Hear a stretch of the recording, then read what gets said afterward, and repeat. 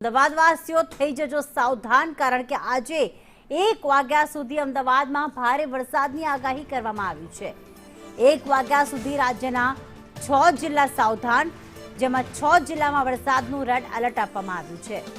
અમદાવાદ, ખેડા, આણંદમાં red alert, આ ઉપરાંત વડોદરા, છોટાઉદેપુર અને ભરૂચમાં પણ રેડ એલર્ટ આપવામાં આવ્યું। 1 વાગ્યા સુધી 13 જિલ્લામાં ઓરેન્જ એલર્ટ અપાયું છે।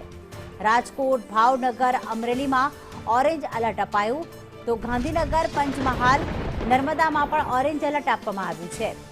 સુરત, તાપી અને નવસારીમાં પણ ઓરેન્જ એલર્ટ અપાયું છે।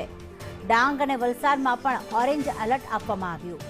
બનાસકાંઠા, પાટણ, મહેસાણામાં યલો એલર્ટ, સાથે સાબરકાંઠા, અરવલ્લી અને મહીસાગરમાં પણ યલો એલર્ટ આપવામાં આવ્યું છે।